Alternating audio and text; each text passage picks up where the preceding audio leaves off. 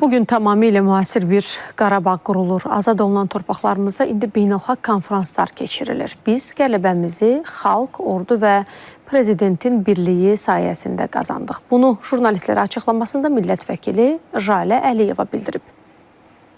Hər birimiz yenidən doğulduq. Hər birimiz inanılmaz bir sevinç içərisindəydik, xoşbəxtlik içərisindəydik. Çünki biz bu günü çox gözləmişdik. Və biz artıq ötən 5 il ərzində yeni, tamamilə müasir bir Qarabağ qururuq.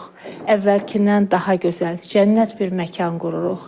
Bugün ölkəmizin bütün imkanları, bütün resursları, bütün gücü ilə Qarabağımız dirçəldilir, yeni libas qazanır. Böyük qayıdış proqramı həyata keçirilir. Xarı bülbül Şuşamıza qayıdıb. Şuşada, Qarabağın bütün dilbər güşələrində bugün biz beynəlxalq konferanslar keçirdirik. Qapımızı bütün dünyaya açmışıq.